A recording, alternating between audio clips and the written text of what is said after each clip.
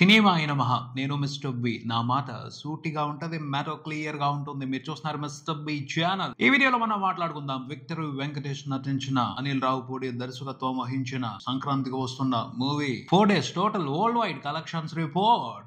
Already అందరికీ తెలిసిన విషయమే. ప్రభంజనం కొనసాగుతుంది, జైత్ర యాత్ర కొనసాగుతుంది. బాక్స్ ఆఫీస్ దగ్గర సంక్రాంతికి వస్తున్న మూవీకి సంబంధించి అంతకుమించే మాట్లాడుకోవాలి, అంతకు తగ్గి మాట్లాడుకునే అవకాశమే లేదు. వీర విజృంభణ, మాటలు లేవు, మాట్లాడుకోవటాలు లేవు. వీర పరాక్రమ విజృంభణ సంక్రాంతికి వస్తున్న మూవీ తెలుగు బాక్స్ ఆఫీస్ దగ్గర ఈ సంక్రాంతి సీజన్ లో కొనసాగిస్తుంది. 25 కోట్లు ప్రాఫిట్ రావాలి అంటే చాలా సినిమాలకి చాలా రోజులు పట్టుద్ది. కనీసం 10 రోజులు రన్ అయినా కావాలి, అప్పుడే 25 కోట్ల లాభం చూసే అవకాశం ఉంటది. కానీ ఒక్కోసారి జాక్ పాట్ తగులుద్ది. కుల్జా సిమ్సిమ్ అంటే బంగారు గనికి డోర్ ఓపెన్ అవుతుంది. సంక్రాంతికి వస్తున్న మూవీతో బిజినెస్ లో ఇన్వాల్వ్ అయి ఉన్న వాళ్ళు అందరూ కూడా కుల్జా సిమ్సిమ్ అని చాలా పెద్ద ఖజానాకే డోర్ ఓపెన్ చేయించుకున్నారు. ఎవరు ఓపిక వాళ్ళది, ఎవరి ఏరియా కెపాసిటీ వాళ్ళది. కుమ్ముకోవటమే. చెప్పాంగా, మనం ఇంతకు ముందులే మాట్లాడుకున్నాం. పెద్ద పెద్ద లాకర్లు, బీరువాలు, గోన్ సంచులు రెడీ చేసి పెట్టుకోవాలని. మొదలైంది ఆ జాతర. ప్రాఫిట్స్ మూట కట్టుకోవడమే. కాకపోతే ఏంటి, 4వ రోజుకే 25 కోట్ల ప్రాఫిట్. 25 కోట్ల ప్రాఫిట్. అది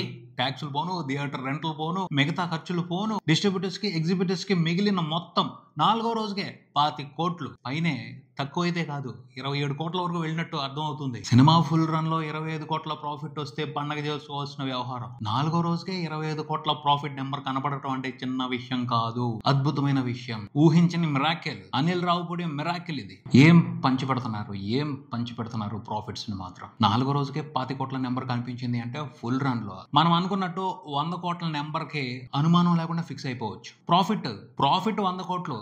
ఇన్వెస్ట్మెంట్ రికవరీ బోను, ట్యాక్సులు బోను, థియేటర్ రెంట్లు బోను, ఇంకా ఈ శాటిలైట్ కి రెంట్లు ఉంటాయి అవి బోను, ఇంకా చాలా ఖర్చులు ఉన్నాయి అవన్నీ బోను. మిగిలే లాభం నెంబర్ 100 కోట్లు. కన్ఫామ్ 100 కోట్లు లాభాలు తీసుకుంటారు. సంక్రాంతికి వస్తున్న మూవీతో బిజినెస్ లో ఇన్వాల్వ్ అయి ఉన్న వాళ్ళందరూ సినిమా రన్ ముగించే లోపు 4వ రోజుకే 25 కోట్ల లాభం ఏంటి భయ్యా, అసలు మైండ్ పోతుంది. మామూలు వ్యాపారం కాదు. లాటరీలో కూడా ఒక్కోసారి వస్తాయో రావో చెప్పలేము. జాక్ పాట్ అంతే. అనిల్ రావుపూడి అద్భుతం చేసి పారేశాడు అంతే. ఈ సంక్రాంతి సీజన్ కి మాత్రం మెంటల్ మాస్ బిజినెస్. ఇంకా తగ్గట్లా. ట్రాన్స్ లోనే ఉన్నారు. ఈ సినిమాకి సంబంధించిన ట్రాన్స్ ఇంకా వదల్లా. పబ్లిక్ లో ఆడియన్స్ కి, ఫ్యామిలీ ఆడియన్స్ ఇంకా ఈ సినిమాని చూడటానికి థియేటర్స్ కి వరదల పోటెత్తుతానే ఉన్నారు. శనివారం కూడా చాలా చోట్ల టికెట్లు దొరకని పరిస్థితే. ఆదివారం కూడా ఇదే పరిస్థితి కంటిన్యూ అవుద్ది. సోమవారం మాత్రమే చల్లబడే పరిస్థితి కనపడుతుంది, కొంచెం రిలాక్స్ అయ్యే పరిస్థితి కనపడుతుంది థియేటర్స్ లో సంక్రాంతికి వస్తున్న మూవీ. అప్పటి వరకు మాత్రం హౌస్ఫుల్స్ మీద హౌస్ఫుల్సే, కంప్లీట్ హౌస్ఫుల్సే. 4వ రోజుకే లాభం నెంబర్ 25 కోట్లు దాటేసింది అంటే శనివారం నాడు, ఆదివారం నాడు వచ్చే నెంబర్స్ తో కలుపుకొని చూస్తే 50 కోట్లు దాటేస్తుంది కన్ఫామ్. 50 కోట్ల లెక్క లాభమే ఉంటది. ఖర్చులన్నీ పోను, ట్యాక్స్లన్నీ పోను. ఇంకా ఆ పైన ఫుల్ రన్ లో ఒక 50 కోట్ల ప్రాఫిట్ చూడటం అనేది ఈజీ మ్యాటరే, చాలా ఈజీ మ్యాటర్. ఏముంది, ఫస్ట్ వీక్ కంప్లీట్ అయిపోయే లోపే 50 కోట్లకు పైన ప్రాఫిట్ చూసేస్తే ఆ తర్వాత మిగిలిన రన్ లో ఒక 50 కోట్ల ప్రాఫిట్ చూడటం అనేది చాలా ఈజీ మ్యాటర్ కదా. మండే తర్వాత కూడా సినిమా స్లో అవ్వచ్చు, అంతేగాని సినిమా మీద ఇంట్రెస్ట్ అయితే తగ్గదు. చూడాల్సిన వాళ్ళు చాలా మంది ఉన్నారు. రష్ ఎక్కువ ఉందని ఆగి ఉన్న ఫ్యామిలీ ఆడియన్స్ కొంతమంది ఉన్నారు. వాళ్ళందరూ కూడా సెలవులు అయిపోయిన తర్వాత రిలాక్స్ గా వస్తారు. అలా 20 రోజుల పాటు మంచి రన్నే కనిపిస్తుంది సినిమాకి. జనవరి ఎండ్ వరకు నిరభ్యంతరంగా సినిమాకి వండర్ఫుల్ రన్ ఉంటది బాక్స్ ఆఫీస్ దగ్గర. మాట్లాడుకున్నాం 2.5 రోజులకే సినిమా బ్రేక్ ఈవెన్ కంప్లీట్ చేసుకుంది అని. 3వ రోజున ప్రాఫిట్స్ తీసుకుంది, 4వ రోజున బ్రహ్మాండంగా ప్రాఫిట్స్ తీసుకుంది. 4వ రోజున చూసుకుంటే 2 తెలుగు రాష్ట్రాల వరకు సినిమా నియర్లీ 12 కోట్ల వరకు షేర్ రిపోర్ట్ చేసింది. అంటే 4వ రోజున కూడా 10 కోట్లకు పైన డబుల్ డిజిట్ షేర్ పెట్టింది 2 తెలుగు రాష్ట్రాల వరకు. దాన్ని బట్టి అర్థం చేసుకోవచ్చు సినిమా మీద తెలుగు ప్రేక్షకులు ఎంత మోజుతో ఉన్నారో. తనివి తీరట్లా. అంటే చాలా మందిలో ఆ ఆలోచన పడిపోయింది. థియేటర్కి వచ్చి సినిమాని చూస్తే గానీ ఆ ఆలోచన సాటిస్ఫై అవ్వదు, అంతవరకు వదిలిపెట్టరు. శనివారం కూడా కంపల్సరీ 10 కోట్లకు పైన షేర్ పడుతుంది 2 తెలుగు రాష్ట్రాల వరకు. ఆదివారం కూడా ఫిక్స్ అయిపోవచ్చు. ఆదివారం వరకే సినిమా నియర్లీ 100 కోట్ల షేర్ కి దగ్గరగా వెళ్ళిపోయే పరిస్థితి కనపడుతుంది. ఫస్ట్ వీక్ కంప్లీట్ అయిపోయేప్పటికీ కన్ఫామ్ 100 కోట్ల షేర్ మార్క్ ని టచ్ చేసే అవకాశం కనపడుతుంది. రేంజ్ ని బట్టి కన్సిడర్ చేసి చూస్తే మీడియం బడ్జెట్ ఫిలిం సంక్రాంతికి వస్తున్న మూవీ.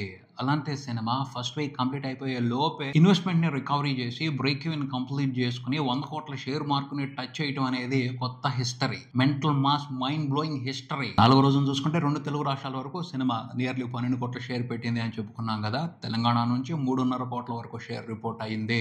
ఆంధ్రప్రదేశ్ నుంచి 7.5 కోట్ల షేర్ రిపోర్ట్ అవటం విశేషం. ఆంధ్రప్రదేశ్ లో అయితే అస్సలు రెచ్చిపోయి ఆడుతుంది సినిమా. కోస్టల్ బెల్ట్ అని కాదు, సీడెడ్ అని కాదు, అన్ని చోట్ల రెచ్చిపోయి ఆడుతుంది అంతే సినిమా. 4 రోజుల నెంబర్స్ చూస్తే సీడెడ్ లో నియర్లీ 2 కోట్లు ఉంది షేర్.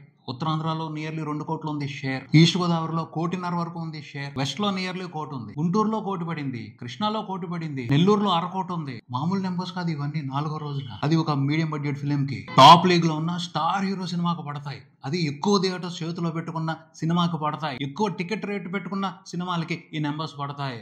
కానీ తక్కువ థియేటర్స్ చేతిలో పెట్టుకుని రీజనబుల్ టికెట్ రేట్లతో ఈ నెంబర్లు పెట్టడం అనేది చిన్న విషయం కాదు. 90% ఏవో ఆక్యుపెన్సీస్ పడుతున్నాయి ప్రతి షోకి. అందుకనే అన్బిలీవబుల్ నెంబర్స్ పడుతున్నాయి తక్కువ టికెట్ రేట్లతో కూడాను. ప్రతి ఏరియాలోనూ బ్రేక్ ఈవెన్ కంప్లీట్ అయిపోయింది. ఎక్కడికక్కడ సినిమా వండర్ఫుల్ ప్రాఫిట్స్ తీసుకుంటుంది. తెలంగాణ వరకు చూసుకుంటే సినిమాకి జరిగిన బిజినెస్ 8.5 కోట్లు.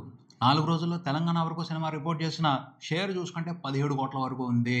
తెలంగాణ వరకే సినిమా ఇప్పటి వరకు 8.5 కోట్ల ప్రాఫిట్ తీసుకుంది. జరిగిన బిజినెస్ 8.5 కోట్లు. వచ్చిన లాభం ట్యాక్సులు పోను, ఖర్చులన్నీ పోను, మిగిలిన షేర్ 8.5 కోట్లు. రూపాయికి 2 రూపాయల లాభం అప్పుడే వచ్చేసింది. 4వ రోజుకి వచ్చేసింది. సీడెడ్ లో చూసుకుంటే సినిమాకి జరిగిన బిజినెస్ 6.5 కోట్లు. 4 రోజుల తర్వాత చూసుకుంటే అక్కడ రిపోర్ట్ అయిన టోటల్ షేర్ 9 కోట్ల వరకు ఉంది. సీడెడ్ వరకు సినిమా ఇప్పటి వరకు రిపోర్ట్ చేసిన ప్రాఫిట్ 2.5 కోట్లు. ఇంకా ఉంది జాతర. సీడెడ్ వరకే సినిమా ఈజీగా 7 కోట్ల ప్రాఫిట్ తీసుకునే అవకాశం కనబడుతుంది. ఉత్తరాంధ్ర, ఈస్ట్, వెస్ట్, కృష్ణా, గుంటూరు, నెల్లూరు ఈ అన్ని ఏరియాలు కలిపి సినిమాకి జరిగిన బిజినెస్ 18 కోట్లు. 4 రోజుల్లో ఈ అన్ని ఏరియాల వరకు సినిమా రిపోర్ట్ చేసిన టోటల్ షేర్ ఎంత అంటే నియర్లీ 30 కోట్లు ఉంది. ఇక్కడ కూడా ప్రతి ఏరియాలోనూ డబుల్ ప్రాఫిట్స్. 4వ రోజుకే రూపాయికి రూపాయి లాభం వచ్చేసింది. పెట్టిన పెట్టుబడి వెనక్కి వచ్చేయడంతో పాటు ఖర్చుల గురించి ఆలోచించేది లేదు. లాభాలను లెక్కేసుకోవడమే పని. ఎక్కడికక్కడ ప్రతి ఏరియాలోనూ ఇవి లెక్కల్లోకి వస్తున్న నెంబర్సే. కొన్ని చోట్ల ఏమవుతుంది అంటే జనం ఎక్కువగా ఉన్నారు అని చెప్పేసి ఎక్స్ట్రా కుర్చీలు వేసి సినిమాలు చూపెడుతున్నారు. అవి లెక్కల్లోకి రాని డబ్బులు. ఎగ్జిబిటర్స్ కి మిగిలిపోయే డబ్బులు. దానికి ట్యాక్స్ కూడా కట్టరు. ఆ రకంగా కూడా బోల్డంత లాభం చేకూరుతుంది ఈ సినిమాతో బిజినెస్ లో ఇన్వాల్వ్ అయి ఉన్న వాళ్ళకి. సినిమాకి 2 తెలుగు రాష్ట్రాల వరకు టోటల్ గా జరిగిన బిజినెస్ చూసుకుంటే నియర్లీ 34 కోట్ల వరకు ఉంది. 4 రోజుల్లో 2 తెలుగు రాష్ట్రాల వరకు సినిమా టోటల్ గా రిపోర్ట్ చేసిన షేర్ నియర్లీ 57 కోట్లు ఉంది. గ్రాస్ 85 కోట్ల వరకు ఉంది. 2 తెలుగు రాష్ట్రాల వరకే సినిమా ప్రాఫిట్ లెక్క 23 కోట్లకు పైనే ఉంది. ఓవర్సీస్ లో కూడా సినిమా ఇంట్రెస్టింగ్ గా పర్ఫార్మ్ చేస్తుంది. ఇప్పటి వరకు చూసుకుంటే $1.4 మిలియన్ పైన కలెక్షన్స్ వచ్చాయి. మన కరెన్సీలో చూసుకుంటే 15 కోట్ల వరకు గ్రాస్ వచ్చింది. 7.5 కోట్ల వరకు షేర్ వచ్చింది అని చెప్పుకోవాలి. అక్కడ కూడా బ్రేక్ ఈవెన్ కంప్లీట్ అయిపోయింది. అక్కడ కూడా ప్రాఫిట్స్ తీసుకుంటున్నారు. ప్రపంచవ్యాప్తంగా 4 రోజుల్లో సినిమా టోటల్ గా రిపోర్ట్ చేసిన షేర్ నెంబర్ చూసుకుంటే 68 కోట్ల వరకు ఉంది. ప్రపంచవ్యాప్తంగా సినిమాకి జరిగిన ప్రీ రిలీజ్ బిజినెస్ చూసుకుంటే అరౌండ్ 43 కోట్ల వరకు ఉంది. ఇప్పటి వరకు రిపోర్ట్ చేసిన టోటల్ షేర్ చూసుకుంటే 68 కోట్ల వరకు ఉంది. ఇన్వెస్ట్మెంట్ తీసి పక్కన పెడితే ప్రాఫిట్ నెంబర్ 25 కోట్లు స్పష్టంగా కనబడుతుంది. ఇలాంటి ప్రాఫిటబుల్ వెంచర్ ని ఈ మధ్యన తెలుగు బిజినెస్ పీపుల్ చూసే ఉండరు. సినిమాలతో ఇన్వాల్వ్ అయి ఉన్న ఎగ్జిబిటర్స్ చూసే ఉండరు. మత్తిపోతుంది అంతే.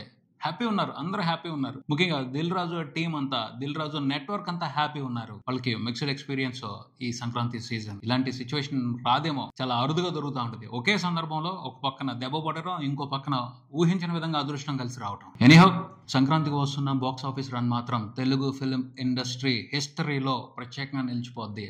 సంక్రాంతి సీజన్ కి ఈ సినిమా చేసిన జాతర గురించి ప్రత్యేకంగా మాట్లాడుకుంటారు. అందులో అనుమానమే లేదు. ఒక medium budget movie, top budget movie ఎలా అయితే పర్ఫామ్ చేస్తుందో అంతకు మించి పర్ఫామ్ చేస్తూ వండర్ఫుల్ ప్రాఫిట్స్ తీసుకుంటుంది. సో ఇది కొత్త హిస్టరీ కదా. ఈ హిస్టరీ లిఖించబడుద్ది. దీని గురించి తర్వాత తరాలు ప్రత్యేకంగా మాట్లాడుకుంటారు. ఎలా కుదిరింది, ఎందుకు జరిగింది అంటే ఇక్కడ మనం కంప్లీట్ గా అదృష్టం గురించి మాట్లాడుకోవాలి. అదృష్టం ఉంది అని నమ్మాలి. చాలా మంది విమర్శిస్తున్నారు ఈ సినిమాలో ఉన్న కంటెంట్ ని. బట్ ఇక్కడ కంటెంట్ మ్యాటర్ కాదు. Emotion, feeling, entertainment matter. అవన్నీ కూడా ఈ సినిమాకి పక్కగా కుదిరాయి. సో అదృష్టం కలిసి వచ్చింది. అపైన అనిల్ రావిపూడి మంచి మనసుతో నిర్మాతలకు హెల్ప్ చేయాలి అని అందరు మంచి కోరుతూ ఈ సినిమాని తీశాడు. అతని మంచితనం కూడా ఇక్కడ బాగా వర్కౌట్ అయిందని చెప్పాలి. దానికి అదృష్టం కలిసి వచ్చిందని చెప్పాలి. నిజంగా దిల్ రాజు, శిరీష్ చాలా ఎమోషనల్ అయ్యారు. ఎలాంటి ట్రబుల్ నుంచి మేము బయటపడ్డాము అని. సో ఒక మంచి కాజ్ ఉంది, మంచి ఇంటెన్షన్ ఉంది. దానికి అదృష్టం కలిసింది అని అనుకోవాలి. అనిల్ రావిపూడి ఫిల్మ్ మేకింగ్ గురించి మాట్లాడుకుందాం. ఖచ్చితంగా నెక్స్ట్ వీడియోలో మాట్లాడుకుందాం. ఈ సినిమాకి సంబంధించి అతనికి ఏది వర్కౌట్ అయింది, ఎందుకు వర్కౌట్ అయింది, దాని గురించి కూడా క్లియర్ గా మాట్లాడుకుందాం. ఎందుకంటే మాట్లాడుకోవాలి, మాట్లాడాల్సిన అవసరం ఉంది.